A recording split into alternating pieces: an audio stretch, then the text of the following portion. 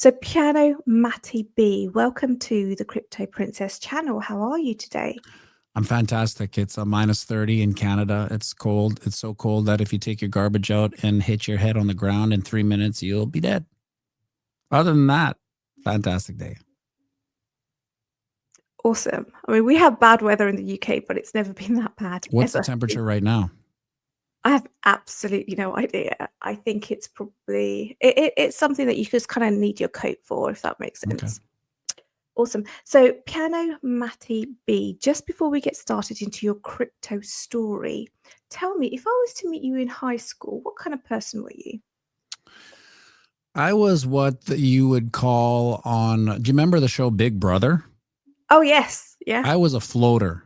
So I was a social chameleon. I was friends with everybody, but didn't really belong to any certain group.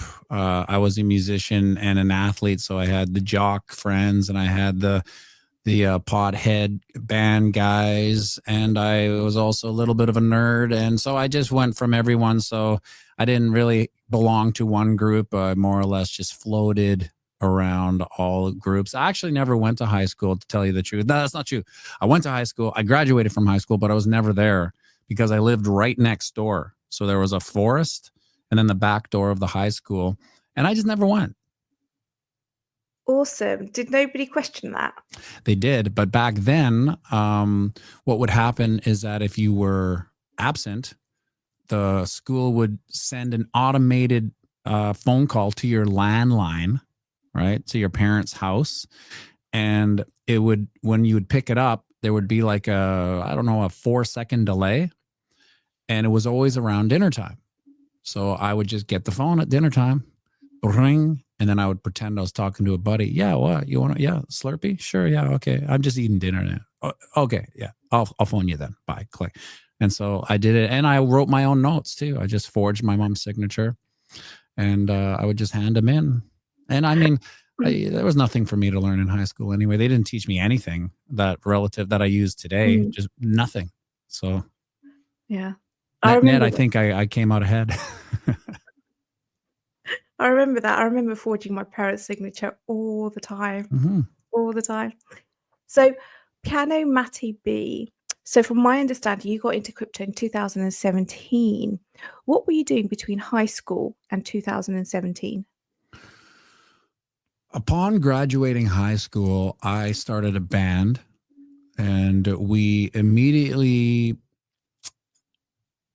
had some small town success, I guess you'd call it. And then things started growing, and we recorded an album, and then we started touring across Canada.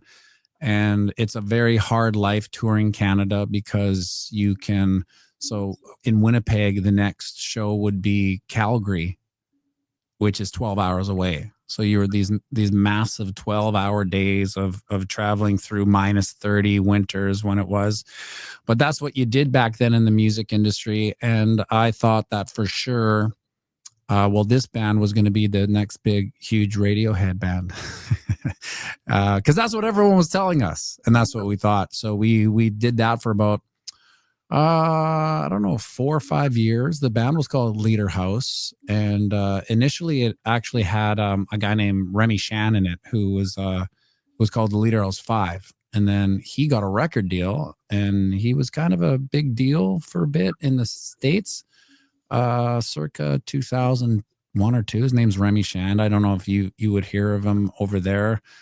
And then right as we were about to kind of blow up, so to say, so to speak, the boy bands came in, and Britney Spears and NSYNC, and kind of just no one cared about bands. And I actually think to this day, no one really cares about bands. Ever since that happened, the industry changed. And at that point, I had to get a what most people would refer to as a normal job. But at that point, I had not had a normal job. So I was almost unemployable at that point, because once you work for yourself, you become unemployable. You're either, that's not true. You become possibly the best employee because you understand the difficulties of running a business and you just want to help. You're not like a dummy worker that's trying to do as little as possible. You're actually trying to do a lot because you understand the struggle of it. But that wasn't me. And so I worked on a cruise ship as a casino dealer. And that was my normal job. And I would deal blackjack and roulette and poker on a cruise ship. I did that for 9 months. And when I came back, I thought, I don't like these normal jobs. They're just not for me. I'm going to play music again. And then I went back into music and I started a bunch of bands. And no touring. They were just called industry bands. So you'd put get together with songwriters and then kind of, it was almost like man bands, to tell you the truth, because we were all at that point we were 25 to 30, and that's old if you can imagine for the industry at that point, because we're like men and it was boy bands. So we thought we were like man bands, studio songwriting bands, and I did that for a while. And then when I turned 30, I thought, it's time to get a real job again. It can't be 30 and never worked, right? So I didn't want any boss, so I thought I'd start a business, and I started a poker business called S&M Custom Poker Tables. It was called S&M because my partner was Scott and I'm Matt. And so it was almost like a Forrest Gumpian luck, because when we started the business out of our love for playing poker. It's like, we need a poker table. So we built a poker table. And right when we started building these poker tables, the NHL went on strike. And I'm not sure if you remember this, but it would have been like 2005 or 4 or something like that. And so without hockey, all those sports channels just put on poker. So it was like we had the whole world marketing poker while we were building poker tables. And that kind of took off and took up a couple of years of my life of building poker tables and playing poker. And at that point, as you know, the law of diminishing returns came into effect and hockey was back on the TVs, I knew that was coming to an end. And my experience from owning that business was that I hated having customers and clients. So it's like, now the next thing I want is, I don't want a boss, but I don't want clients either.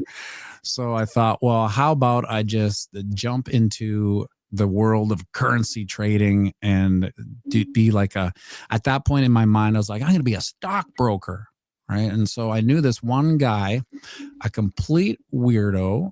He was the only currency trader I knew. And every time I ran into him, because he was a friend of mine's friend, I would see him, I'd be like, you got to teach me how to trade currency. And he would say this, and I say this to people now, but he would tell me, yeah, go and learn how to do it a bit. And then when we can speak the same language, I'll let you know a couple things. It was his way of putting up a wall that was, if you climb this wall and get over, then I'll let you in on a little bit of, knowledge that you won't get.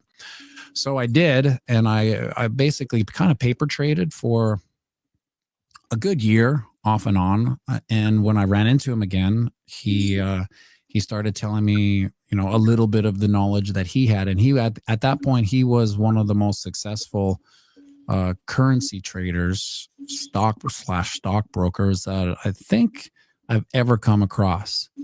And within me currency trading, within the first year of me actually not paper trading, but like using my own or bankroll, he went to jail for fraud because he had been embezzling money. He was taking on people's money. So he was making a lot of money. But what happens when you make a lot of money is that people ask you how, and then they ask you, can you for me? And for a lot of people, it's just too juicy a scenario, and they're like, okay, I'll take your 50 grand. And then once you start playing with other people's money, the psychology of trading goes out the window, and your risk profile gets inverted because it's not your money, so you don't treat it the same. You take a little more risk. Anyway, he busted out, and that was a huge lesson to me, that if this guy can bust out, well, God damn it, anyone can bust out. And at that point, I started busting out. And like it was almost like a curse.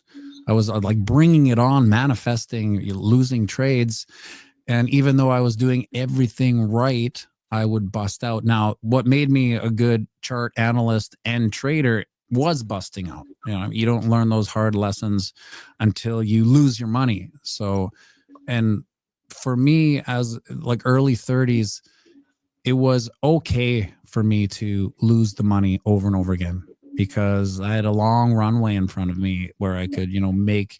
If I lost $2,000, it was a lot back then when you don't really have any money, but I could make it back and start again. So I did that, and I learned a lot of valuable lessons that I feel people don't learn nowadays. It's become, on my channel now, I'm jumping timelines here, I always advocate to not trade. And I say that because of my experience with blowing out, and I wouldn't want to bring anyone into this type of career and then have them blow out their money without enough runway. So I know, like on my channel, the average age is 35 to 60. So if you're in your 40s and you blow out your bankroll, you don't have much runway to make that back. And maybe you have a family that it depends on you. Anyway, those are all psychological factors that bring into your risk profile.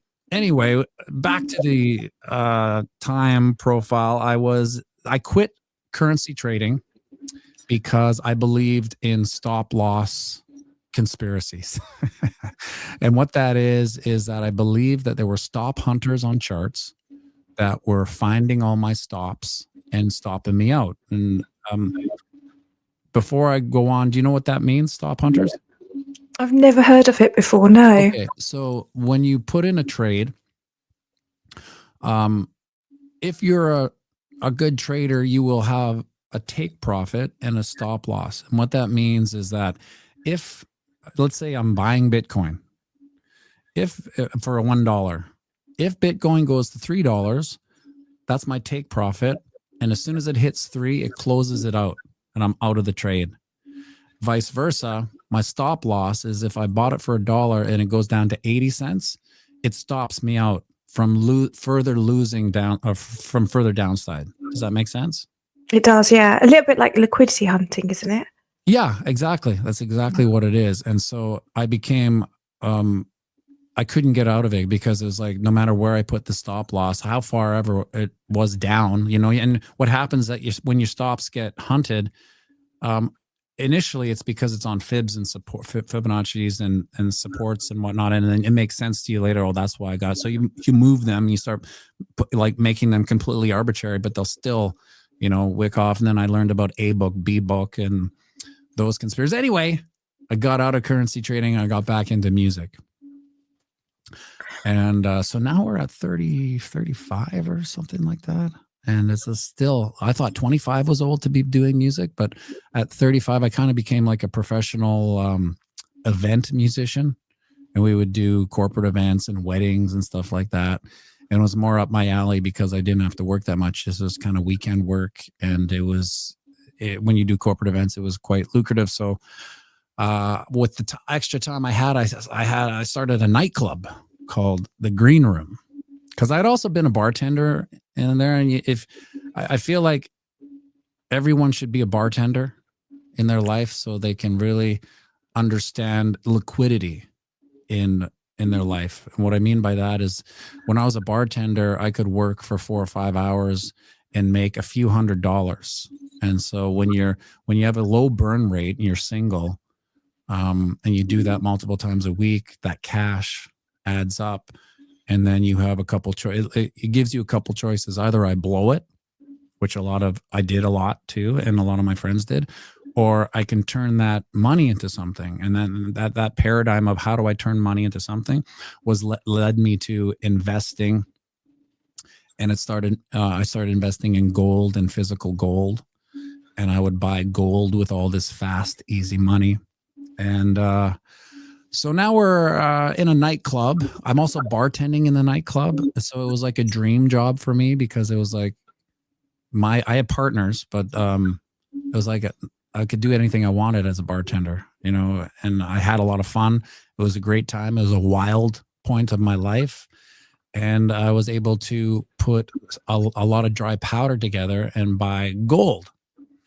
And then I ran into my old friend from that band when we were young, called Leader House.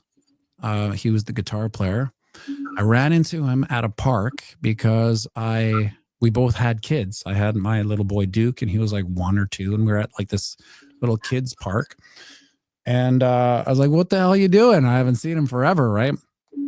He's like, "Well, I just got out of the market." And like the only memory I had of the market was like currency trading. I'm like, "Whoa, you're currency trading, or what were you doing?" He's like, "No, I was in Bitcoin." I'm like, "Really?" And I had never really heard of it. Like, I heard of it in passing, but like you can remember hearing about it in 13, 15, 17, 18, but you never really thought about it. They might as well be talking about a show on Netflix that you'd never seen. And so we were just sitting there and he was telling me about it. And everything that he was telling me sounded like gold and sound money. But it was just a little better, faster, stronger. And I came out of that. I learned a valuable lesson from him. This was 2017, 2018. And I think Bitcoin was about 10 grand or something like that. It was in an upswing, or it was coming down, but it was still, I thought it was $10,000. That's crazy, right? Because I had never heard of anything that cost $10,000. But he told me that he got in to it at very cheap. Like, we're talking like $100 or something. And he put what at that point was the majority of his money he had made in his life. So he had a significant amount of Bitcoin. We're talking maybe, I don't know, 50 or 100, right? And when your price point is down at 100, it doesn't feel like a lot of money or a lot of Bitcoin, especially back then. It was just like, a few $1,000s. And when he bought it, it immediately tanked. And so he sat in the bear market while his family and his wife was like, "Where's that money you put into Bitcoin? We could use it right now." And so he sat through it. And when he had a pop, he decided, "I'm going to get out, because this was too hard for me to sit through this bear market. I've made, I think it was like a 3 or 4x on it. So let's just call, like, he put in 5 and he made 20. Like, it was a significant amount of money for him at the time. And of course, as soon as he pulled the trigger on that, the bull market took off, and it would have changed his life and his kids' life forever had he not sold. So that was my biggest takeaway from the conversation, was him selling and panicking and taking that profit, right? And his regret about selling. So as years went by, my whole thesis on Bitcoin was long-term hold. I'm just never going to sell it, because I never want that to happen. I never want to be telling people, "I made a 4x on Bitcoin. I'm super happy." And then it's now $1 million, right? I feel like moving into the future, there's going to be many ways that you can access liquidity and yield off of Bitcoin without selling. I think we're just entering that market now. And I'm not sure if that takes us up to date with where we are now, but that's about 2017, 2018. Okay. So if we look back at 2017, so 2017 was very, very early. Bitcoin was about 8 years old. It went through its second bull market. It started off the year at around about $1,000 and it ended at 20,000 US dollars. So if he sold at 10,000, I can understand why he thought, oh gosh, if he kept it a bit longer, it would have been more beneficial. But then again, in 2018, the next year, it was a bear market. I think it went down to 6,000 or something. So yeah, you were very, very early into Bitcoin in 2017. After 2017, the bear market hit and we went down. Going back to 2017, what did your family think when you decided to enter into Bitcoin? Well, they I wasn't back the truck up into Bitcoin 2017, 18. I was more wet my whistle into what this Bitcoin is. Like get a piece of it, try to understand how to buy it. And like the first time I bought it was in a van on with paper, or there wasn't an exchange. So it wasn't like the type of foundation that I went and talked about it with people. I wasn't sharing or preaching the gospel of Bitcoin at that point. I was still really trying to wrap my mind around it. You know, and to this day, I still trying to wrap my mind around it. But even back then, when you didn't have the infrastructure we do now with, you know, all these content creators on YouTube and all the charts and it's just endless info. So to put it into perspective, back then, if you wanted to learn how to trade, you basically had to enter into a YouTube funnel of sorts where it'd be like, learn how to trade. And then you'd watch this 30-second video and it would like click this link. And then, you know, for $9.99, you can become a trader, all that BS, right? So now you can, the difference between then and now is that now you can go on YouTube and you can find like the smartest economic minds in humanity's history giving hour, 2 hour, 3 hour lectures on their thoughts on Bitcoin and then the greater macroeconomics. Like that, it's just, it really is a bonanza for information. So I just sat there and soaked it up, you know, up until COVID happened. And then I got a little more serious because I was like, wait a second, this is everything that I thought was going to happen started to happen, you know, with the lockdowns and the free money and the money printing and all that stuff that kind of brings you to sound money was starting to unravel. And I started to deep dive into it. And it essentially took over my life. And there was another Forrest Gump moment where I was doing a live stream with my son, Duke, who was 4 or 5. So he would sit on the piano and I would teach him how to read. Remember, this is during the lockdown, right? And we would live stream it and my mom would watch and one person who happened to trip over some YouTube link, it was like 2 people would watch it. But I was watching Bitboy Crypto. Do you know who Bitboy Crypto is? Yeah. So I was watching him early on. I think I was like in an office or something. His channel was like the size of my channel when I was watching him. And then within about 9 months, his channel just, you know, went through the roof. However that's done, I'm not even too sure. But when it got to a certain level, he said, we're looking for a technical analyst if you live in wherever they are, Georgia.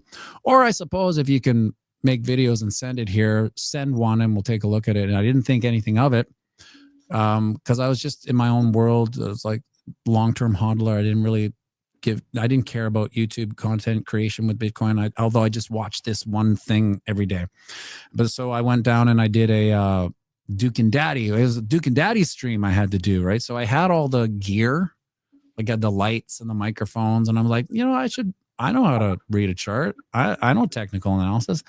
I'll just make this quick video of me like playing piano and talking about the charts. And then maybe I'll send it to him. Maybe I won't. And so I did. And I made this video and then I sent it to him. And you have to understand that sending the video back then to Bitboy Crypto's channel was not unlike me sending Leader House, that band I was in, CD to Sony Music. It was like, I'll send it to. I don't expect Sony Music to get back to me about my band, right? So I didn't expect the biggest YouTuber at the time to get back to me on the technical analysis, weird video playing piano. But 3 weeks later, I think it was Nick DeMonte. I could be wrong. He was head of whatever for Bitboy Crypto at the time. He said, we had 10,000 applicants. Yours is the weirdest. We'd like to set up a meeting. Can you do it tonight? So I'm like, all right. And at that point, I did a live, like a Zoom with Ben and TJ, who were like own the channel at the time. And they said the same thing. It's like that. This is a weird little concept you have. We're going to go with it. Can you start tomorrow? And so like I went from like just sitting locked in my house doing nothing to making these technical analysis videos on the biggest channel in the world at the time. So it gave me maybe some, so the next day, you know, at 8 a.m., the video came out and people kind of liked it. You know, there was a pushback.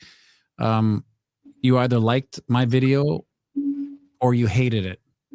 There was no gray area. So it was a very polarizing segment on their channel anyway. For it lasted about almost a year, and then they just phoned me up one day and said, "We're not doing it anymore. That's it." And I'm like, "Oh, okay." And then it was TJ who said, "But you should do your own thing.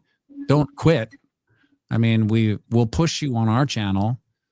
And at that point, I was like, in a weird way, thank God, now I can just relax. Because I'd been doing these videos at 4 a.m. to get it out to Georgia for 7:30, like it every day for almost a year. It was like it was a hard gauntlet to produce these videos every morning. And so in my mind, I was like, "Oh, great! I'm going to take a holiday or something." But when he said you should really continue doing this, I was like, "Okay, yeah, maybe I'll do that." And so the next day, I did my own version of it. It went from Bitboy Crypto Morning TA to Bitcoin Crypto Morning TA. Even though I've talked about crypto and per se, like maybe for like a minute in 3 years, maybe a minute, it's all Bitcoin. But they did push it. So the next day, people were like, "Hey, where's Piano Matty B? Where's Piano Matty B?" And Ben would say, "Well, he has his own channel." And then so the channel got an instant kind of kick from, I think it started at 400 and then it like jumped to 5,000 or something. And that was like, as a small YouTuber who had his mom and one other person watching his videos, to jump up there, that was like, you know, I guess to a certain degree, a dream come true and blew my expectations. And then I've just been doing it ever since. Awesome. Let's go back to 2022, just like you said. So in 2022, it wasn't a good year for Bitcoin. So let's talk specifically in March 2022, Bitcoin went from $9,200 and it dropped down to $3,800. It was one of the worst corrections in Bitcoin's history. In 2020. Sorry, in 2000. Gosh, did I say 22? I think I did, didn't I? Yeah. I was like, it was a bad year. In 2020, I do apologize. And that was because of COVID. The whole world was in lockdown. Many people were dying. Many people lost their jobs. Many people lost their businesses, etc. You yourself, were you buying Bitcoin and altcoins at the time, or were you out of the market? Yeah, no, I was buying Bitcoin. My dabbling in altcoins was I course corrected right away because every time I buy anything, I try to learn as much about it, or else I have no excuse for not knowing why it goes up or down. I need to know why. So I learned a lot about utility and how most of the altcoins, for better or for worse, just they're a little bit, they were always a little bit scammy. They always smelled like a scam. And I always say this, I'm not a Bitcoin maxi, I'm a human minimalist. So I believe that anything run by humans will have a human lifespan. So the human will kill the project. As a positive as they may be, life takes people into different directions, and if the business doesn't go with that person, or the person decides to leave the business, that's what happens to that business. And all these altcoins are kind of human businesses, you know, they're human ideas. And I didn't like that, because if you go back to like, I don't want a boss or a client, it's like, that's where Bitcoin was like, well, there's no CEO, there's no marketing team, it's just a code that lives forever. I like that. And everything else was like, well, who's the owner, or who's the founder? I'm like, this guy is a 19-year-old kind of Asperger kid. I'm out. So that's how I stayed away from there. And that was, I consider that a gift, because I know a lot of people can, let's say I had bought one and it just went to the roof, or I went to the moon. That would probably be the worst thing that could have happened to me, because I would have been seduced by the fast money. And I would have believed that everything can do that. And of course I would have that's why we see in this bull run, the meme coin craze is kind of putting a damper on things, because it's seducing people into the high time horizon and the lottery aspect. Well, I'll just put in $1,000 and make $1 million, or 100 and make 50 grand. It's those are just pipe dreams. It's like the record deal. It's like getting the record deal back when you're a kid. It just may happen, but it only happens to a very small amount of people. Mm-hmm. No, I completely agree with you. Make a lot of sense. Okay, let's look at 2021 now. So 2021, the last bull run. We started the year really, really well. We went almost vertical. We were almost straight up into April 2021, where we hit the first peak at 64,000 US dollars. We had the China FUD, and Bitcoin dropped 50%, and we ranged there for a good couple of months. A lot of the Bitcoin was taken off the exchanges, and the supply shock led Bitcoin to go up to the second peak in November 2021, and where it made its all-time high. Then the SEC was issuing Wells notices. There was economy concerns, and Bitcoin slid into a bear market. That was a very, very difficult bull run. It was the first time Bitcoin had made a double top in a bull run. What was your experience of 2021? 2021, I was more like a person on a roller coaster, strapped in with seatbelts and safety harnesses. Like I was taking it all in. It was way more euphoric than it is now. And I don't know, it's because it's second time around on the roller coaster, but I find the euphoria and the excitement of the 2021 bull run was way different. It would turn anyone into a Bitcoin maxi. And I feel like this bull run can turn people off to a certain degree. Like maybe it's the sophistication of the investor now. We know what to expect. So back in 2021, hitting 69K, as we all thought it was going to 100K, right? So 69K, we were still in like, oh my God, 69K. And that's why we had so much bull market denial as it went down, because we are still holding on to this concept that it was going to go to 100K, and it never did. But it was a very exciting time for anyone who had spent the previous bear market learning, and hearing the folklore of bull runs, because I came in on you might say it was the bull run, but it was really the denial of the bull run. It was on its way down. And of course, as soon as I bought, click, went straight down, right? So to sit there in that bear market, waiting, learning, to see it go like parabolic from 3 grand to 69K, it felt the impact was way different than it is now. Does that make sense? How do you feel about the impact of this bull run? I don't think we've hit the mania phase yet. I think there's going to be things are going to come down the line. So I am a firm believer in the 4-year cycle, and this is a question I'm going to ask you next. So I do think the top will be in around about Q4 of this year. But you've now, by 2021, you'd been in 2 bull markets, bull years. And then obviously we slid down into 2022, which was, the bear market. And then in a bear market, we had all the black swan events. We had 3 Hours Capital, we had Celsius, we had Voyager, we had FTX, we had all of these projects literally go down to zero, sometimes very, very quickly. It kind of seems like overnight almost. And then we bottomed out in November 2021 at 15,000 US dollars. So that would have been your second bear market as well. Just before I ask you about the 4-year cycle, what was your experience of your second bear market, if that makes sense? Were you expecting it?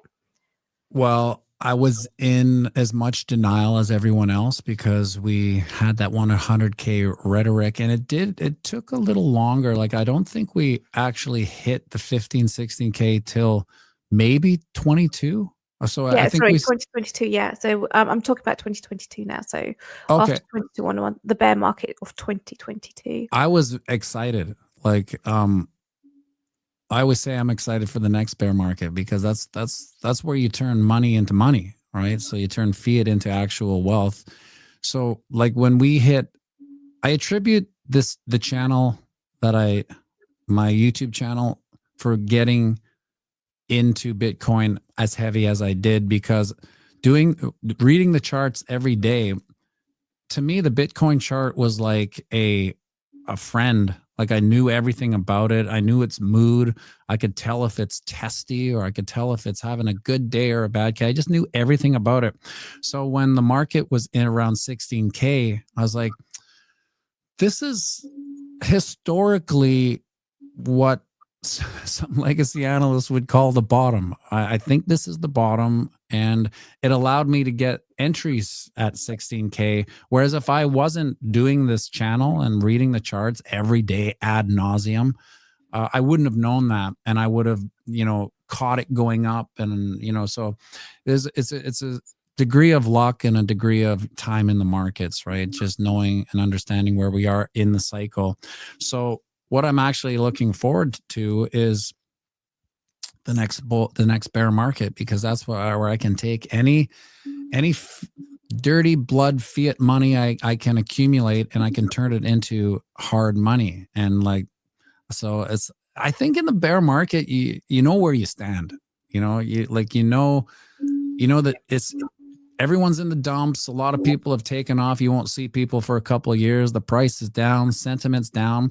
But with a low time horizon, a long-term investor, you're like, I get this feeling. It's almost like home, because there's a certain like sadomasochism to Bitcoin where it's like the pain that you have to endure as a hodler is way more than the pleasure. So today on my show, I was saying, like, in a year, we have 12 up days. We literally have 12 green candles to talk about. And it's a really crazy metric, right? Because it's like, well, are you saying that we have 344 days of nothing? Like, yeah, kind of moving days, but those big days where everyone's euphoric, there's only 12 of them, right? So the majority of the time we're sitting there in the weeds wondering why, what, where, how. We've been consolidating at like 95 to 99 for 3 months now. It seems so incredibly long, right? Like, where's the price going? Nowhere. But this is what happens. We spend most of our time here, and then we'll have a day or two of this big green candle, and it's like, yeah, everyone thinks you're a genius, right? And then it goes down again, and then the Schadenfreude kicks in. They're like, crypto princess, how's that Bitcoin of yours doing? That's all good, eh? You know? That is so true. That happened when Bitcoin hit 100,000, and I was telling everyone, "Oh my god, it's at 100,000," and then it just went down again. I do agree with you. I'm actually waiting for the bear market as well. Mm-hmm. So let's go back to the 4-year cycle. So you've been through a bull market, a bear market. You've been through another bull market. You've hit the bear market in 2022. You're starting again. Hopefully this year will be another bull market, a bull year for us. Are you still a believer in the 4-year cycle? Yeah, I'm a believer in the metric because it's all we have, right? We have these 4 data points of time cycles, and until it's broken, I will expect it. However, I do think that there's caveats to every cycle, and I think the big caveat now, and it's kind of like a gray swan, and it's retail, the absence of retail, right? So retail really kind of drove the mania, and drove the bull, and it drove the bear, right? So without retail coming in, and maybe we're just in this chop solidation where we forgot that there is, everyone's saying retail's gone, right? Well, maybe they're waiting for 200K, and then they'll come back like they did at 65K in 2021, right? But until then, if we don't see retail, we're just we've become an institutional asset, I suppose. And so once that sophistication enters the market, then it's going to change the cycle to a certain degree, because a lot of these, nation state sovereign wealth funds, even the institutional, like the IBIT holder, they're not day trading. They're not swing trading. They're not calling up their guy. Yeah, get me in a Bitcoin. It's Monday. Yeah, 100,000 in Bitcoin. Okay, click. And then they're Friday, get me out. Right? There's just long-term holders. So the sophistication will supersede whether they even know there's a cycle.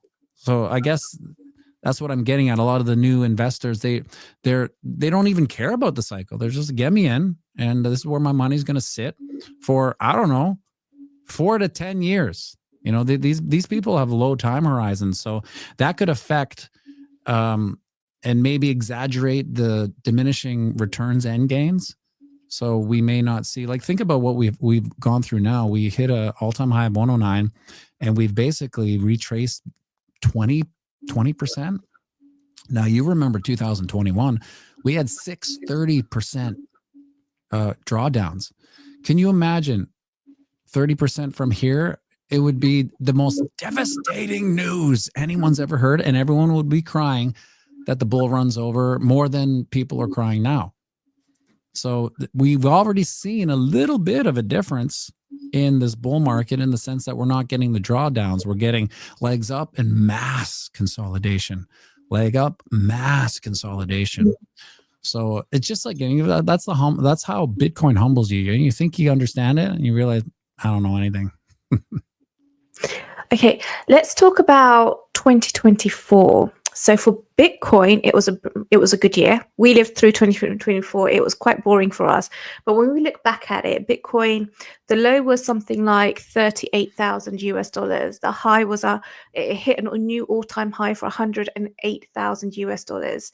We had our first president elected on Bitcoin, or he ran on Bitcoin. We had the Bitcoin ETFs. We had an excellent, a halving event, which was successful. It wasn't a good year for alts.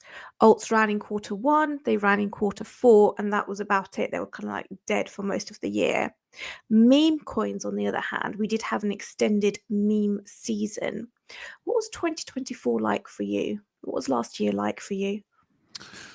Actually, it was strangely disappointing. I don't know if disappointing is the word, but to see the price go up without the accompanying euphoria of 2021, like it was bizarre, because if you ask most content creators, they'll probably say the same thing. Like the bull run hasn't hit like 2021. So the whole time spending, it was way better than the price going down. Don't get me wrong, but it seems like we're in a phase where nothing's enough. Like we hit 70K. We broke all-time highs, and we're like, 70K, what now?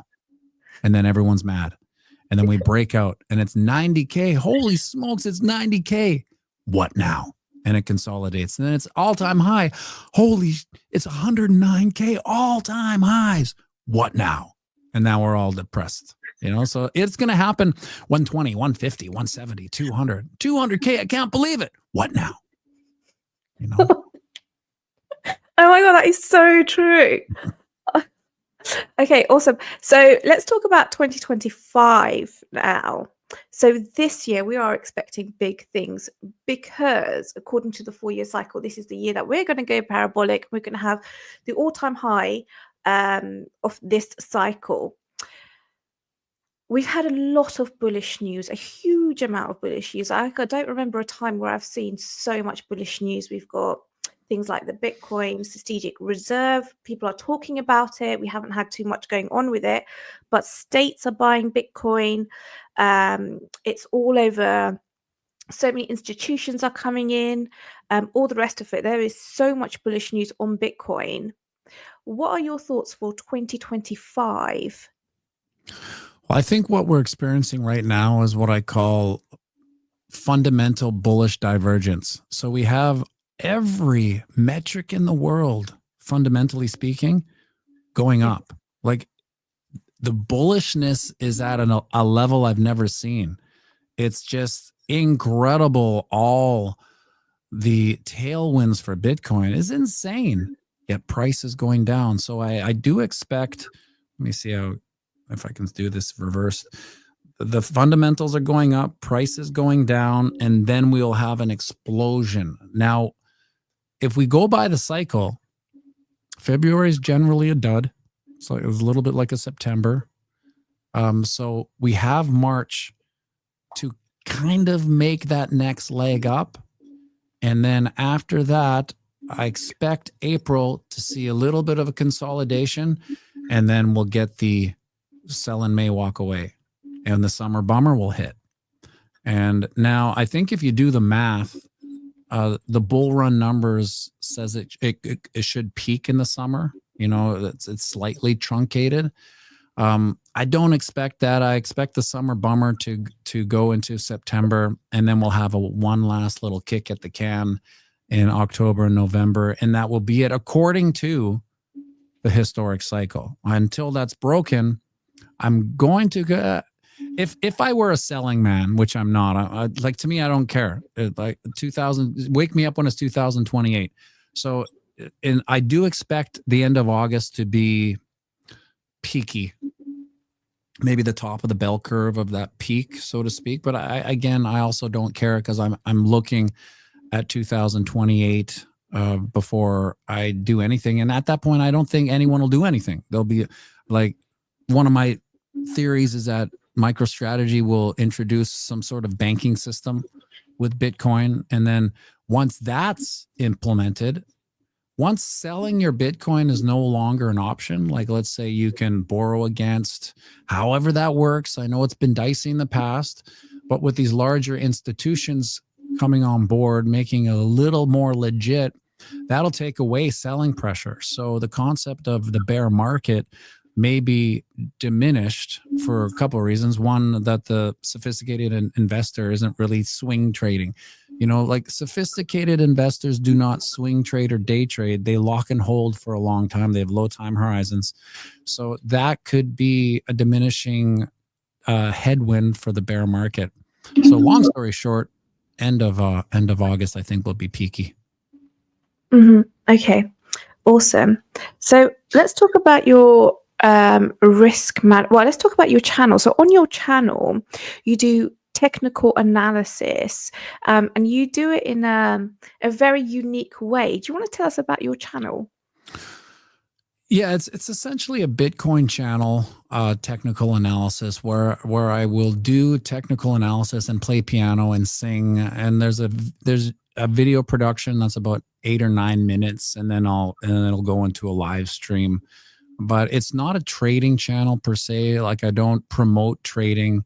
I don't want people to trade. In fact, I always say don't trade.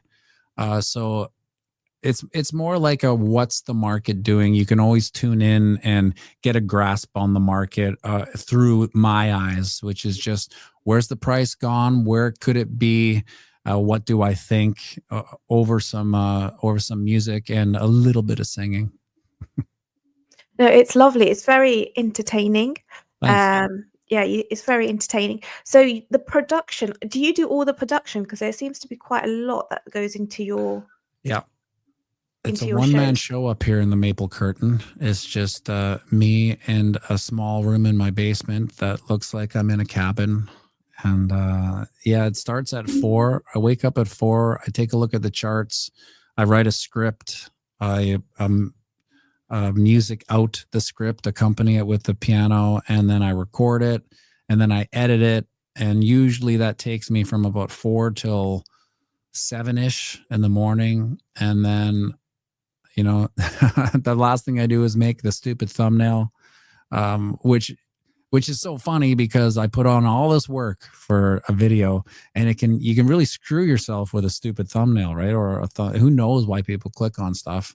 And so it's the least amount of effort is that thumbnail. And then generally I'll, if I'm lucky, I'll be able to have a quick coffee, and then I'll come down, play the video, and do a live stream till about 8:30, get a little more deeper into the charts. And sometimes I just blob away, like I have on on your show here. Okay. Tell us about your community. You have an absolutely lovely community. I'm part of your Discord. They're very, very faithful. Yeah, I said last week, if it wasn't for the community, I would have quit, because YouTube it's not really for me. I don't think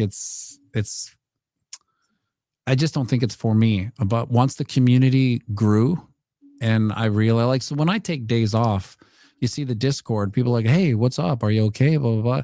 I don't expect that, right? I just think the price hasn't moved. I'm not going to do a video. I'm just going to like sleep in, as crazy as that is.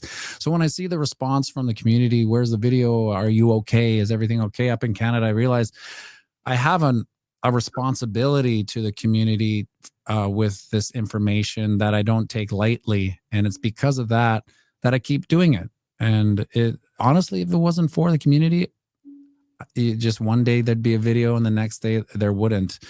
And on Friday and Saturday, I do a live dueling piano show with my buddy at a club in Winnipeg.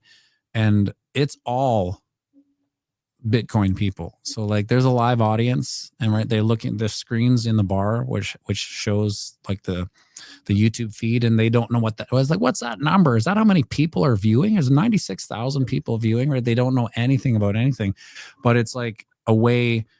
I always thought that this community can kind of blow off steam on the weekends, because like I said before, we spend most of our time in the weeds, in a bear market. So on the weekends we can get together and we'll play songs and we take requests all night, and it's super fun. And I wouldn't be doing that gig if it wasn't for the community, because they tune in, they know the show probably better than we know the show. I assume it's probably boring for most of them. They know, oh, here comes this song, right? But I feel like Kyle and I, who I play the piano with, and we call it the boutique community, it's us against the live crowd, so they understand that we're trying to work them into a frenzy, and they get it, and they actually interject. I think you should, play Fishing in the Dark right now. So they have their own pulse on what the live audience needs. And, at the end of the day, I don't do any show at that place called the Jimmy without doing it live as well. I would just never do it. It's just not fun for me. And even moving forward, if there's another venue, I won't do it unless it's live stream. I won't do it without the community, because it just doesn't make sense to me. Awesome. Just going back to when you sing about Bitcoin, do you actually write the lyrics beforehand, or is that all freestyle? No, I do. So I'll write a script, and it will have the numbers and where I'm going, and what the technical analysis will be built into the script. And then I will play music underneath and see where I'm singing. I'll sing this little part, and then I'll put in the chords. So I know it's like actors and marks. I have chords where I have to say this amount of words in between these three chords, or else it won't fit. So yeah, it's all scripted. The production video is scripted for sure. Most people think that it's off the cuff, and I'm like, God, I wish it was off the cuff. That would be a super easy day. Just press record, off the cuff, boom. Awesome. So what's next for you? What's next for YouTube and your crypto journey in general? My crypto journey will remain the same. I will be a long-term hodler for Bitcoin. I look at it like it's my son's. My son's 9 now. So when I started this, he was 6. So I look at it until he's 18, I don't really care. Bitcoin's going to go up and down, and it's just going to keep going higher and higher and higher. And as long as I have that low time horizon, thinking that eventually this will be his, delusionally speaking, what I hope would happen is that as he gets older, one day it's me, the next day it's my son Duke sitting here doing the exact same thing. Not that he probably doesn't want. He'd probably want to be playing video games, but ideally, I hope that he could do something like that with this channel. You know, one day it'll be called Piano Matty B, then the next day it'll just be like Duke's channel, and then I'm done, and then it's Duke. You know, that's ideally that's what I'd like to do, and with it, it gives me the opportunity to teach my son an uncommon knowledge of finance, because no one learns that. You don't go to school and learn that. You learn how to open up a bank account or write a check. And even if you go to university, you get a Keynesian education, which is just like a walled garden of information. This is how this economy works. This is how the metrics within these walls work. So now learn it. And then all they do is learn how, you know, to cut the grass in between these two fences. But everything outside of it, which is the real world, the free market, that's the uncommon knowledge that you don't really get taught until now. So I feel like my responsibility to the community is one thing. I also have a responsibility to my son to educate him on how money works. And then as far as once I figure he's got that, I'll kind of be like, okay, the world's yours, buddy. Yeah, job well done. I actually absolutely love that. For me, my Bitcoin, I'm saving it for my great grandchildren. I'm never going to take profits on my Bitcoin. I'm just going to hold it. So you understand, like the price goes up, price goes down. Oh well, right? Yeah, no, totally. It's not for me. It's for my great grandchildren. One day they'll be like, "Oh, we had a gangster granny." Right. She was in Bitcoin, like way back. But that's brilliant. Thank you so much, Piano Matty D, for coming on and sharing your lovely story with us. I really appreciate it, and I really liked learning about it. Thanks for having me.